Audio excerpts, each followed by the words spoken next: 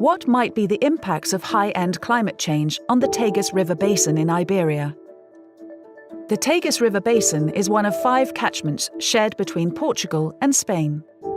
There is high demand for water on both sides of the border, and the basin contains unique dry oak grassland, agroforestry systems that are particularly vulnerable to climate change. The Iberian Peninsula case study focused on the implications that different climate and socio-economic changes would have on water, agriculture, forestry, energy production, and nature conservation. The aim was to develop integrated solutions that take account of synergies and trade-offs between these sectors.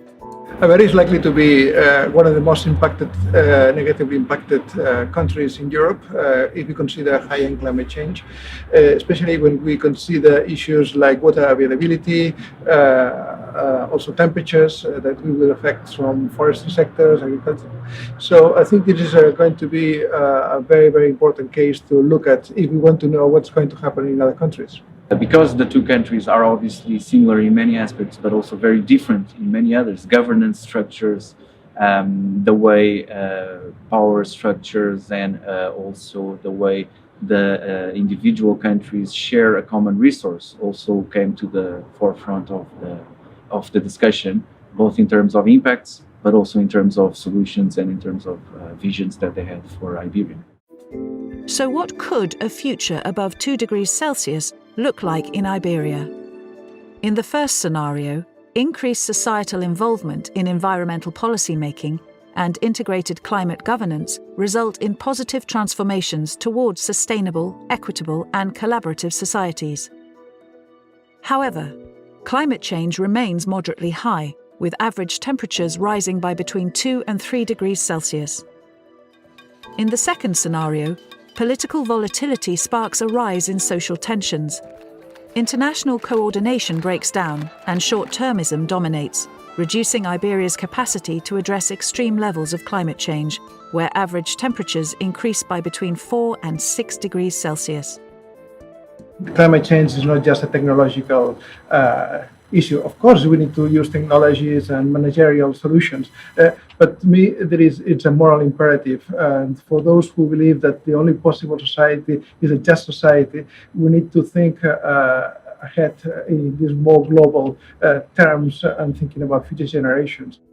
In the third scenario, a strong focus on unconstrained technological development leads to economic growth.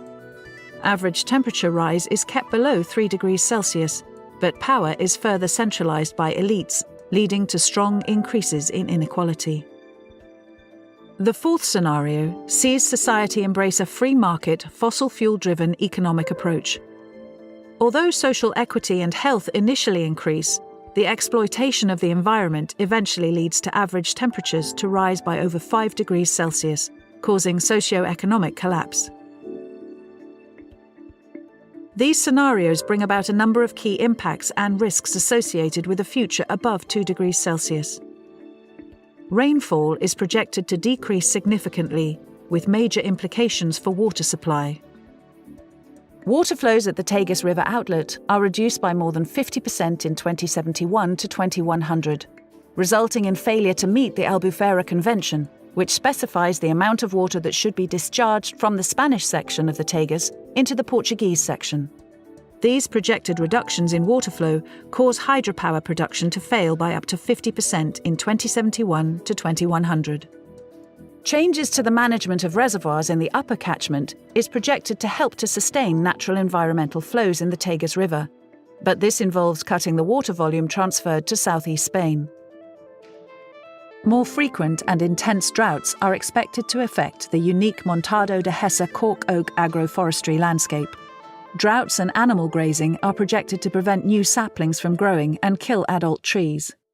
Nature is giving us hints of the high-end scenarios because we have a lack of water in several parts of the territory and even in parts that we wouldn't think that could happen.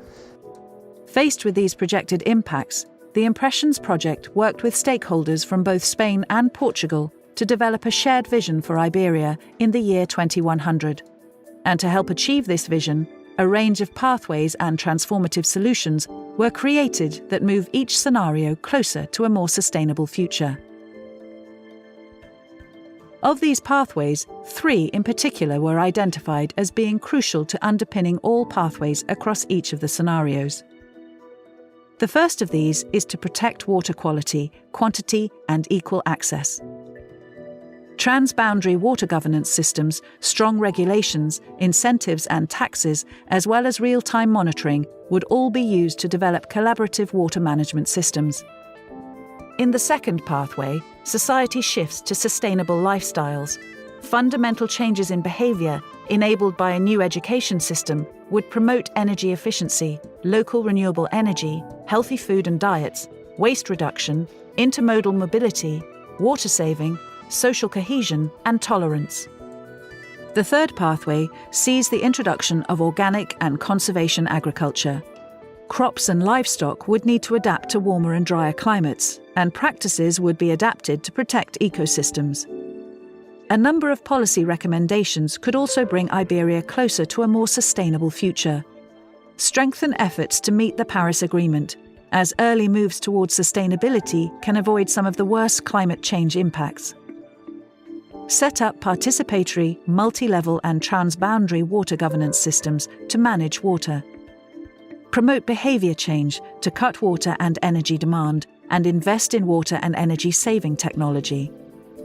Through these actions and through supporting cross-regional structures, Iberia can move towards a sustainable future.